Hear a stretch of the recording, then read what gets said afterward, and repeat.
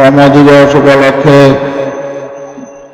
আয়োজিত আজকের এই বিশাল শ্রমিক সমাবেশের সংগ্রামী সভাপতি, ইসলামী শ্রমিক আন্দোলন বাংলাদেশের কেন্দ্রীয় সভাপতি মোহাম্মদ খলিল রহমান, আজকের এই সমাবেশের প্রধান অতিথি, ইসলামী আন্দোলন বাংলাদেশের সংগ্রামী সিনিয়র নায়েব আমির মুফতি সৈয়দ মোহাম্মদ ফয়জুল করিম সাহেবের চরমনাই, উপস্থিত ইসলামী আন্দোলনের নেতৃবৃন্দ, শ্রমিক আন্দোলনের নেতৃবৃন্দ, সাংবাদিক বন্ধুগণ ও আমার প্রিয় শ্রমজীবী ভাইরা,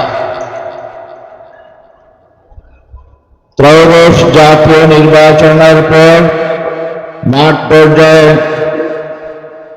ইসলামী আন্দোলন বাংলাদেশের কোন সহযোগী সংগঠনের এটাই বড় মাঠ পর্যায়ের প্রোগ্রাম। নির্বাচন আমাদের জন্য খুবই একটি গুরুত্বপূর্ণ বিষয় ছিল, কিন্তু নির্বাচন পরবর্তী যে সরকার গঠন হয়েছে, আমরা প্রত্যাশা করেছিলাম এই সরকার যে অঙ্গীকার করেছে, জনগণের সাথে যে অঙ্গীকার করেছে, রাজনৈতিক দলগুলোর সাথে যে কমিটমেন্ট করেছে, জাতির সাথে যে অঙ্গীকার করেছে, তারা ক্ষমতায় গিয়ে সে অঙ্গীকার বাস্তবায়ন করবে। কিন্তু গতকালকে সরকারের গুরুত্বপূর্ণ ব্যক্তি মাননীয় স্বরাষ্ট্রমন্ত্রী জাতীয় পার্লামেন্টে যেই বক্তব্য দিলেন, যে বিবৃতি দিলেন, এতে এই সরকারের কোন অঙ্গীকারের প্রতি আমাদের আর কোনো আস্থা নাই। কারণ তিনি স্পষ্ট বলেছেন তারা নির্বাচনের স্বার্থে জুলাই সনদে স্বাক্ষর করেছেন, অঙ্গীকার করেছেন। তাহলে তারা যে অঙ্গীকার করেছেন সেটা তারা এখন মনের থেকে করেন নাই, আন্তরিকভাবে করেন নাই, ইচ্ছাকৃতভাবে করেন নাই, এটাই বলে দিলেন।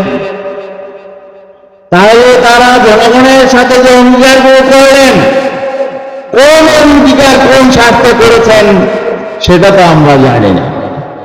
কাদের স্বার্থে কোন অঙ্গীকার করেছেন, তাহলে আমরা কিভাবে তাদের উপর আস্থা রাখবো? তারা নির্বাচনে, আমরা তাহলে বুঝতে পারি নির্বাচনে যাওয়ার জন্য বিভিন্ন রকম ধোঁকাবাজি করেছেন। তারা নির্বাচনে বিজয় অর্জন করার জন্য আর কোন কোন অঙ্গীকার করেছেন এটা তো আমাদের সম্ভব। তারা নির্বাচনে এই পরিণতি পার হওয়ার জন্য কোন রাষ্ট্রের সাথে গোপনে কি অঙ্গীকার করেছেন এটাও তো আমাদের এখন সন্দেহের বিষয়।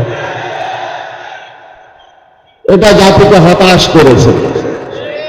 একটি দায়িত্বশীল রাজনৈতিক দল জাতীয় পার্লামেন্টে দাঁড়িয়ে জাতীয় কথা বলতে পারে না। এবং জুলাই সনদ এটা জাতীয় সনদ, এটা জাতির আশা আকাঙ্ক্ষার প্রতিফলন এখানে ঘটেছে। এখানে জাতীয় ঐক্যবদ্ধভাবে সনদ করেছে। এখন আপনারা বললেন এই সনদ আপনারা স্বাক্ষর করেছেন নির্বাচনে যাওয়ার জন্য। এটা তো এক ধরনের প্রতারণা। আজকে শ্রমিক দিবসে দাঁড়িয়ে আমরা বলছি দেশের অর্থনীতি বিপর্যস্ত, অর্থনীতি পুনর্গঠনের জন্য যখন দীর্ঘমেয়াদী পরিকল্পনা নেওয়া দরকার, তখন সরকার তারা কি করে, সস্তা জনপ্রিয়তা অর্জনের জন্য ফ্যামিলি কার্ড বিতরণ করে, তারপরে আবার কৃষক কার্ড বিতরণ করে, এই সমস্ত কিছু করে।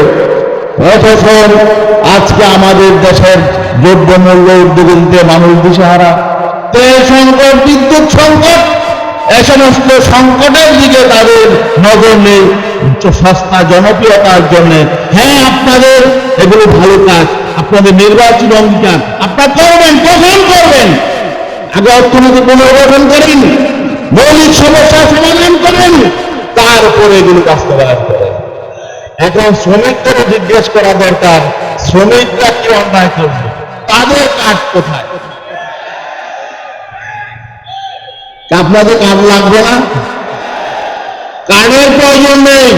আপনারা শ্রমিকরা যাতে নিরাপদে তারা যাতে তাদের চাকরি বাকরি ব্যবসা বাণিজ্য এগুলো করতে পারে সেই ব্যবস্থা করুন, দ্রব্যমূল্য নিয়ন্ত্রণে আনুন এবং দেশের অন্যান্য সকল পেশাজীবী এবং অন্যান্য সকল সেক্টরের জন্য স্পেশালাইজ বিভিন্ন ব্যবস্থা আছে। আর্মিদের জন্য, পুলিশের জন্য, বিজিবির জন্য, সরকারি চাকরিজীবীদের জন্য, তাদের সন্তানদের জন্য আলাদা মেডিকেল কলেজ আছে, চিকিৎসা ব্যবস্থা আছে, তাদের সন্তানদের স্কুল কলেজ বিভিন্ন ব্যবস্থা আছে, কিন্তু শ্রমিকদের জন্য কিন্তু কিছু নাই। কারণ শ্রমিকরা যেহেতু সমাজের অবহেলিত শ্রেণী, তাদের কথা কেউ ভাবে না, তাদের প্রতিনিধিও পার্লামেন্টে নাই।